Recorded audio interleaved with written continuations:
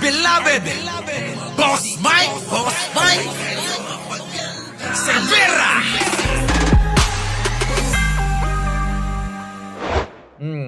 Yan, ICC countdown to justice. 156 days to go. O, hindi ko na mabasa.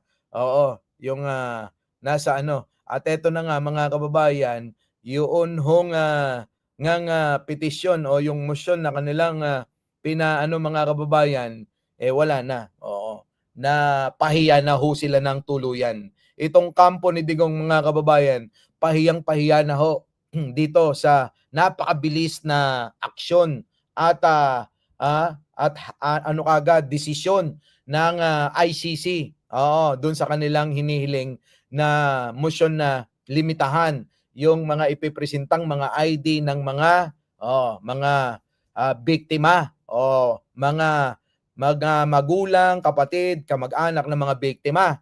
Eto na mga kababayan, wala, kanselado. Oo, sabi ang desisyon ng ICC, hindi daw pwede 'yun. Kung ano 'yung maipapakita, ipakita na ebidensya. Lahat ng pwedeng ipakita, ipakita at sila 'yung bahalang magdedetermina. Oh, 'di ba? Walang kapangyarihan itong kampo ni Digong para sila ang mag-determine kung anong mga IDs ang kailangang ipresenta, 'di ba? Hindi ko makita ito. Oo, si ano to? Oh.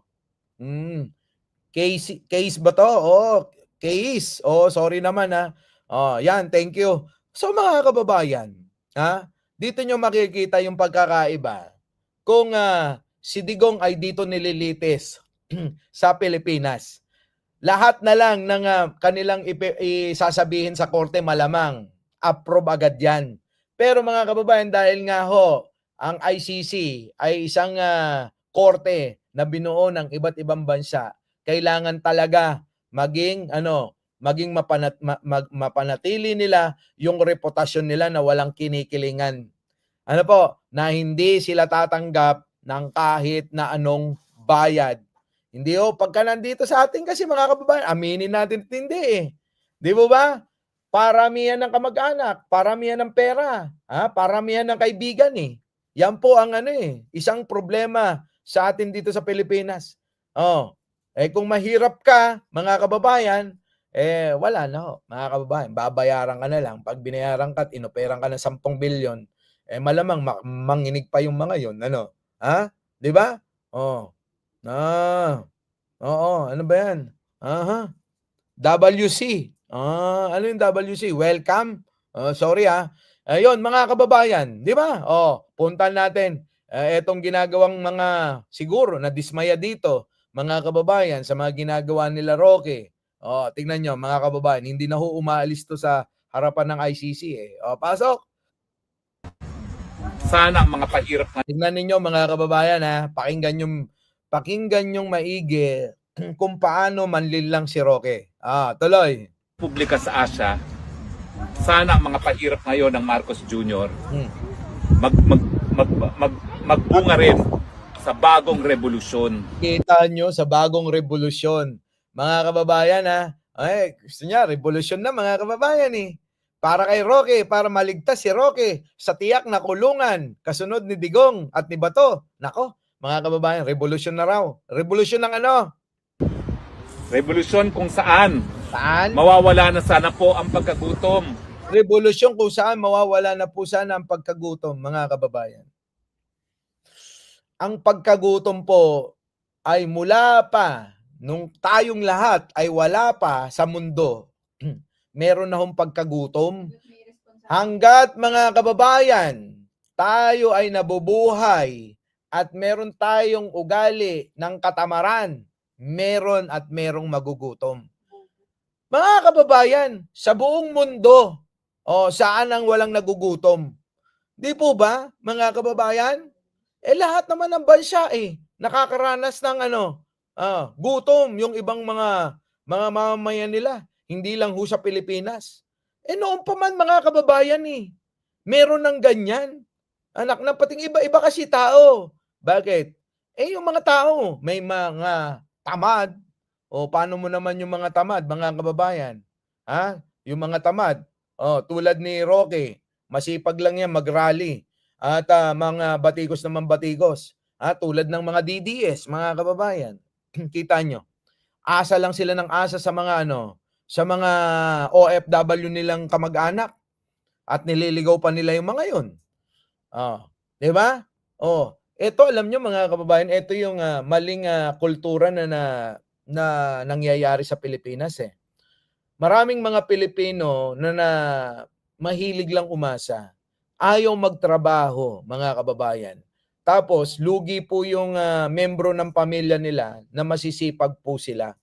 Di ba?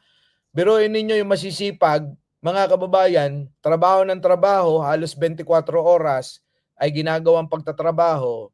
Tapos mga kababayan, ipapadala sa Pilipinas. Tapos yung mga pinapadalan, mga kababayan, hindi ho, walang mga trabaho. Walang sariling pagsisikap para maghanap ng pagkakakitaan kahit papano. Ngayon, mga kababayan, paano aangat tayo? Mga kababayan, tignan po ninyo. Tignan nyo maigi. Kayo sa isang membro ng pamilya may isa hong masipag. Pero siya lang ho yung masipag. Mula sa nanay dahil hindi na makapagtrabaho, sa tatay hindi na makapagtrabaho, sumusustento na lang. Ngayon mga kababayan, yung mga kapatid, dahil natuto na tumanggap na lang ng tumanggap sa kanilang ate, kuya o kapatid. Ano po? Ang nangyayari ho, hindi na ako nagtatrabaho. Bakit naman ho ako magtatrabaho pa? May natatanggap naman ho akong pera sa ate ko. Okay na ho yun. Hindi ko napapahirapan yung sarili ko. Hindi nila naiisip na itong inaasahan nila na kamag-anak, kapatid, kapamilya nila, ay darating yung panahon na hihina na rin ho yung katawan at hindi na makakapagtrabaho. So ngayon, itong isang tao na ito na nagtatrabaho at nagsisipag para sa pamilya, mga kababayan, para sa pamilya, di po ba ganun tayo lagi, mga kababayan? Kaya ako nagsisipag dahil para sa pamilya ko. Mga kababayan, palitan nyo na yan, katwiran na ganyan. Palitan nyo na. Ang gawin po ninyong pananaw sa buhay, ganire.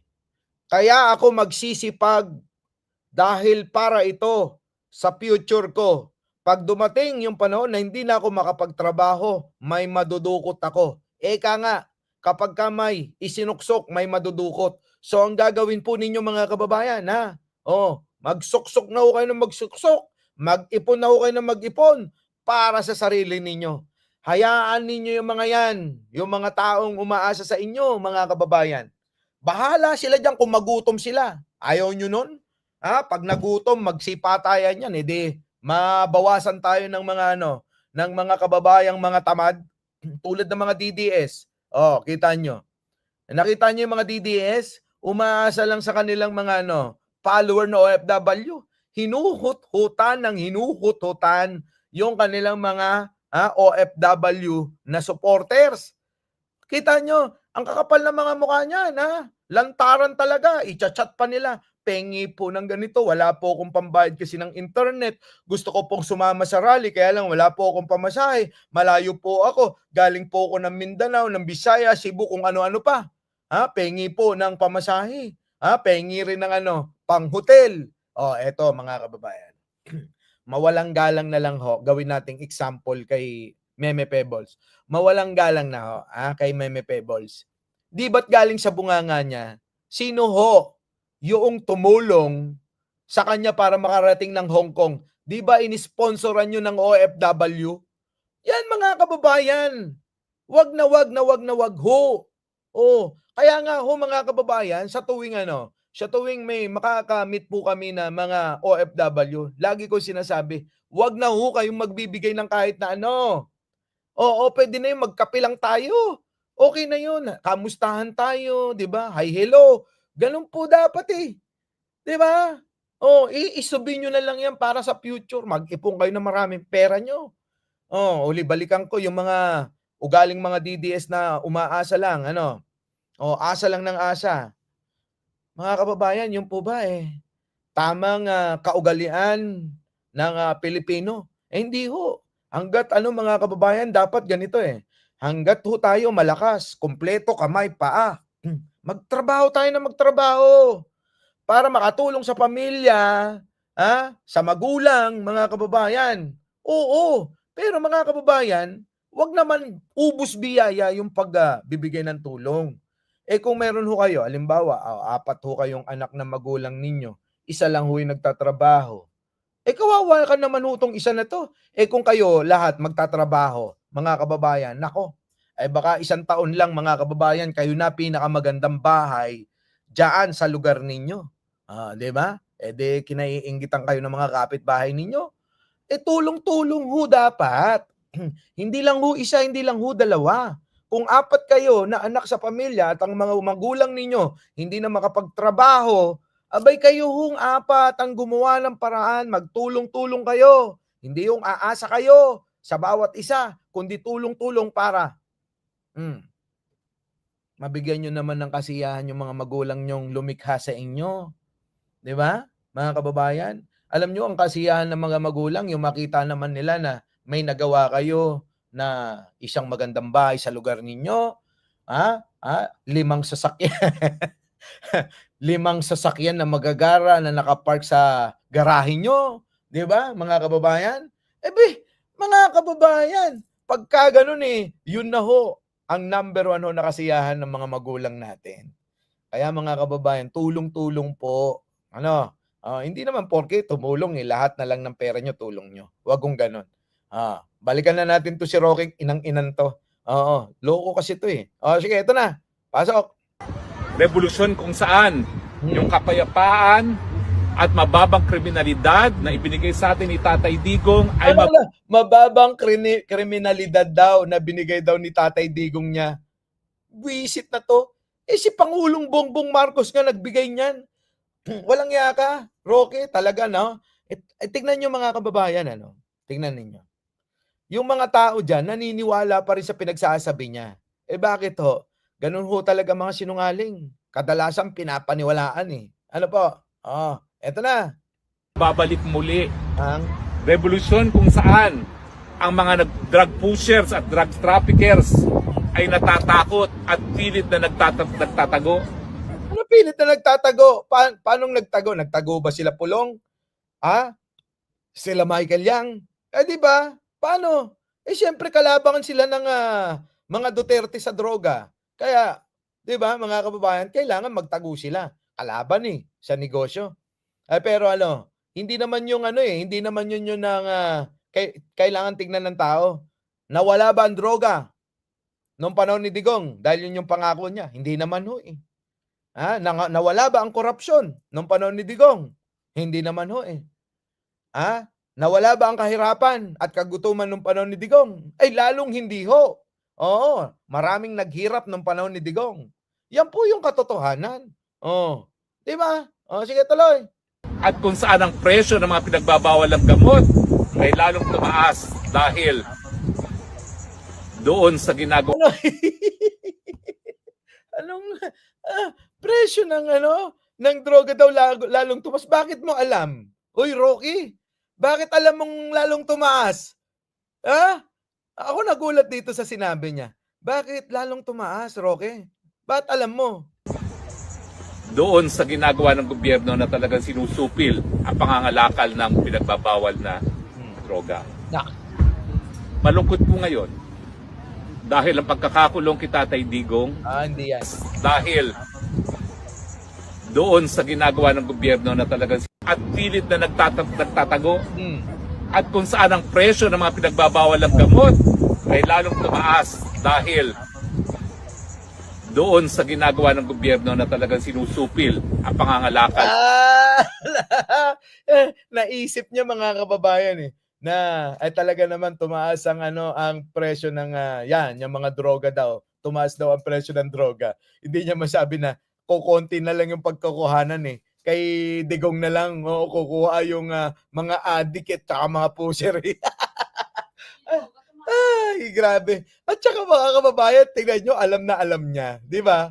Bakit kaya alam na alam niya? Syempre pinag-uusapan nila. Siguro, Roque, galing Ikita mo, yung benta natin na droga, kita mo, tumaas ang presyo kasi wala na silang makuhanan. Lahat pinapatay ko na yung ating mga kalaban.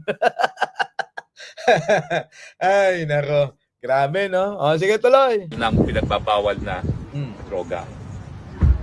Malungkot po ngayon Ah. Kayo lang ang malungkot, wag mo kaming isama. Kayo lang. dahil ang pagkakakulong kay Tatay Digong, Hmm. yan po ipahirap sa sambayan ng Pilipino. Anong pahirap ang ganggangan ng buhay namin? Mula nang mawala si Digong, mga kababayan. Ah, anong pahirap sa mga Pilipino? Kayo po ba nahirapan? Di ba lumuwag nga tayo? Feeling ko mga kababayan, si Digong ang malas sa Pilipinas eh. Bakit to, Kanyo? Nung panahon ni Digong mga kababayan, doon tumama yung pandemic eh. Na pwede naman palang maiwasan sa pamamagitan ng ginawa ng Taiwan. Oh, anong nangyari sa Taiwan? Konti lang ho yung case nila. Bakit ho? Kasi napigilan agad. Hindi ho tulad ni Digong. Wala yan. Oo. Kusa yan, mamamatay. Virus na yan. Oh. 1 linggo lang yan, wala na yan. O, di ba? Sabi niya, kasi may nagmumungkahi ho noon na yung mga ano daw po, mga in-check, mga kababayan, ay wag magpapasok muna. Yun naman pala, kaya naman pala isinugal ni Digong na papasukin lahat yung mga in-check sa bansa kahit na may pandemya noon, mga kababayan. Kailangan nila ng mga tauhan sa Pogo. Kaya kailangan tuloy pasok mga yan. Ay, wag kaya maniwala diyan sa COVID, mamamatay yan sa init. Di ba sabi niya yun? O ano nangyari mga kababayan? After ilang linggo, ayan na, kumalat na ng kumalat. 80. Oo, Alaysa, thank you naman. O, di ba? Kumalat ng kumalat ng kumalat. Yang COVID-19 na yan. Anong ginawa ni Digong mga kababayan? Imbis mga kababayan, i-lockdown ang Pilipinas, tayo ho yung kinulong sa bahay. Paano ho tayo maghahanap buhay? Yun mga kababayan. Pag-isipan nyo maigi yung mga nangyari noon. Tuloy. Katumbas din ng pahirap na ginawa nila kay Kristo nung mahal na araw. Ano pa mga kababayan, sabi ko na nga ba gagamitin nila to eh. Halimbawa si Digong kay Kristo na kung saan hindi niya naman pinaniniwalaan. Walang ya kayo talaga, oo. Ano bang klaseng pangloloko pa yung kailangan yung gawin para linlangin itong mga tao na ito? Kita nyo? Oo, pati si Kristo ginamit nila. Sabi ko't gagamitin nila at halimbawa nila yan si Digong, kay Kristo. Grabe. Oo, para daw si Kristo. Ay, nako. Si Kristo. Oo, bakla. Si Kristo bakla walang pinapatay na tao. Oo, walang pinapatay na napakaraming tao. Di ba? Tuloy. Nung Biyernes Santo. Hmm. Pero bukas po, Ah. Sabado de Gloria. Hmm. Sa Ingles, ang tawag natin sa Biyernes Santos, Good Friday. Hmm. Hindi po siya naging good dahil pinahirapan nila ang ating Kristo. Hindi po siya naging good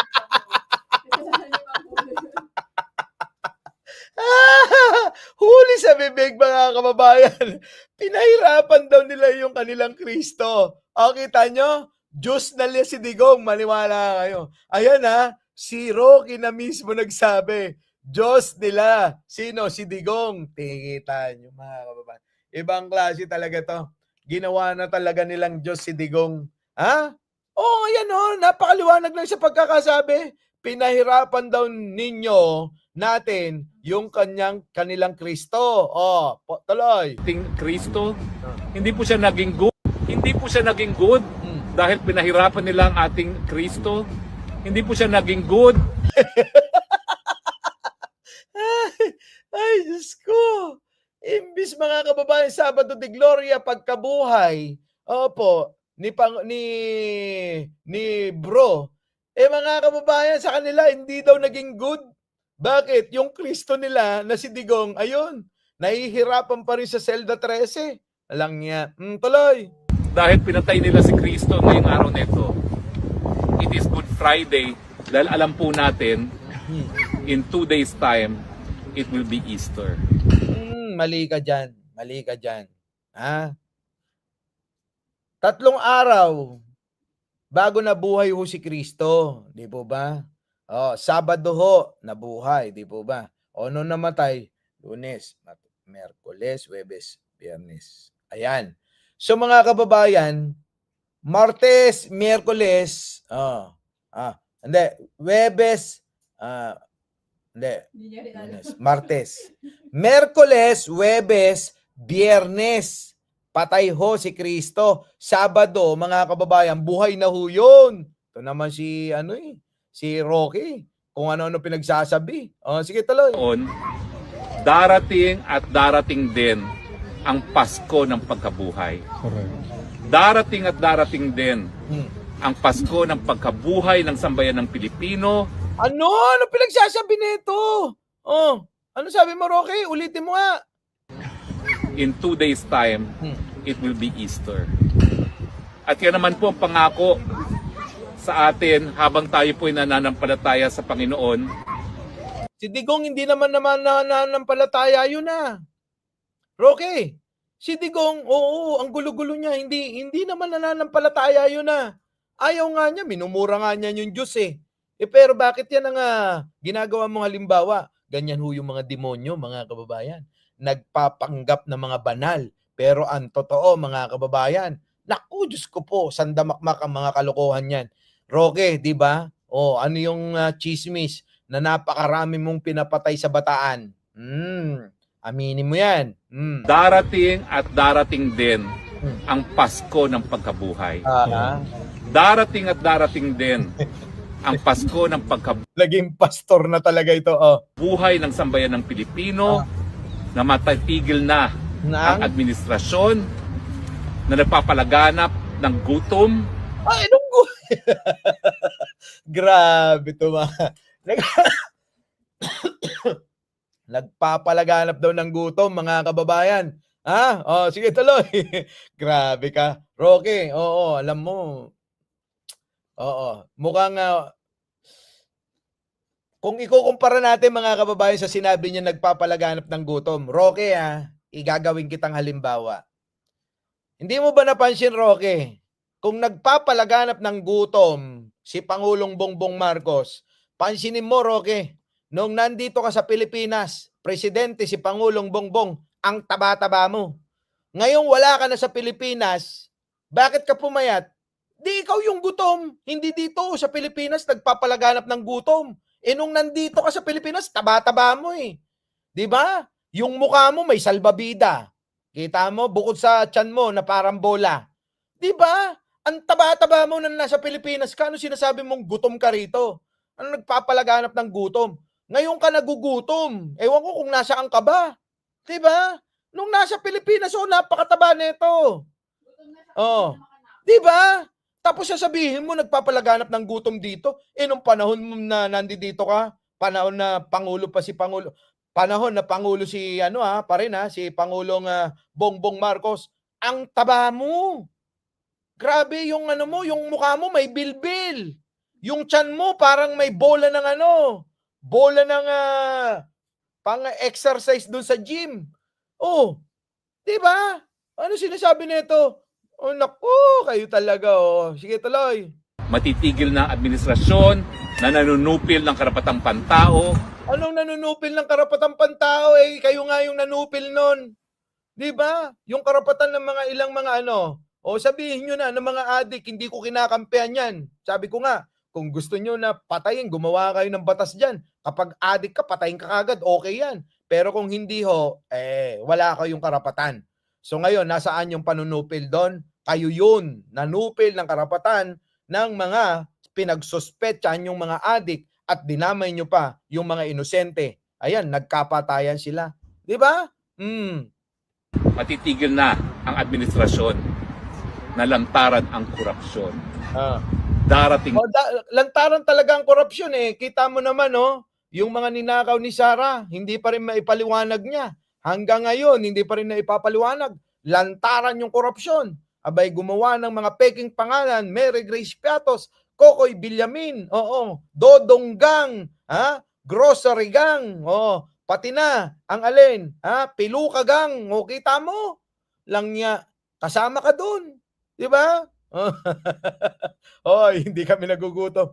Alam nyo, sa totoo lang, tamad lang ho talaga yung magugutom eh. Ano po? Tamad lang. Di ba? Sige, tuloy. din ang Pasko ng pagkabuhay. Yes. Yes. Ang dami ng murang bigas. Ayan na nga. Alam mo, Roque, mura na gasolina ngayon. Mababa na ang presyo ng, ang baba na, lumakas ang piso kontra dolyar. Ang gasolina, mura na. Bigas, mura na. Naku, mga kababayan. Susunod yan, mga kababayan, tubig, kuryente, magmumura na. Bakit to? Nagmura crudo eh. Nagmura langis eh. Di ba? Gutom na si Bayot. Baka gutom sa hotdog, mga kababayan. Wala na. Oo, kasi dito mga kababayan sa Pilipinas, syempre may power. Ano po? Diyan mga kababayan, kita nyo naman siya na tagahugas ng pinggan, tagaluto ng kung anong gusto niyang kainin, di po ba? Ganun ho yung buhay ni Roque, mga kababayan. Pero nung nasa Pilipinas siya, grabe yan mga kababayan. Malamang pag umorder to sa restaurant, nakakalimang steak yan. Sa laki ba naman ng bodega niya, no? 'Di ba? Parang yung sikmura nito, parang butete, 'di po ba? Alam niyo yung butete? 'Yun, ganun kalaki. Parang palakang bato, ganun. Parang bullfrog, yan mga kababayan. Sa bagay, kung etong si Roque, mga 1 taon pa, mga kababayan, pag kumulubot pa ng konti yung mukha niya, kamukhang-kamukha niya na yung bullfrog. Di ba? Tuloy. So ngayon po, habang tayo nagmumuni-muni, Mali! Sa ngayon po, habang tayo ay nagmumuni-muni, hindi. Sa ngayon po ay habang nagmumukha na tayong tangadine. Ganun dapat. Mali. Sa ngayon po ay habang nagmumukha po tayong tanga dito sa harap ng ICC, kung maaari ay mag-isip kayong lahat dyan, naiilan na lang kayo, kukonti na lang ho sila. sa kahalagahan ng Biyernes Santos, alalahanin po talaga natin yung pagluksa ng lahat ng nananampalataya sa pagkapako sa krus ng ating Panginoon. Pero yung dahilan kung bakit kayo nandyan, hindi naman yun naniniwala sa Diyos, paulit-ulit na lang. Di po ba? Ito namang mga tangat, mga bobo, puro mga vlogger yata, mga kababayan. Puro mga vlogger yun nandiyan dyan. Ito namang itong mga vlogger na tatanga-tangang nandito sa ICC, mga kababayan, naniniwala pa rin dyan. Bakit ho, mga kababayan? Kita nyo naman ipinipilit niyang idikit si Digong kay Kristo sa Diyos. Saan kayo dyan? Mabisinti buto ko ng alma. Mabisinti buton. Tuloy. Pero gaya ng aking sinabi, isang tulog na lang, darating naman ang Pasko ng pagkabuhay. Tatay, konting tulog na lang, darating din ang ating Pasko ng pagkabuhay. Ay naku, tuwa ako rito. Talagang kailangan talaga. Oo, mga kababayan, ihalin tulad si Kristo kay Digong. Walang yaka. Hayop ka, Roque. Putik na yan. Ano ba nangyayari kay Roque? Sobra na hirap na ito. Talagang ikumpara ba naman? Si Kristo kay Digong, mga kababayan? Sa palagay ninyo? Tama pa ba itong naiisip nito? Wala talaga. Tapos sasabay ng ganito, mga kababayan. Wait. Amen. Amen. Sasabay pa ng amen yung mga tao. Walang yan, mga uto-uto talaga to, mga kababayan. Our beloved Boss Mike.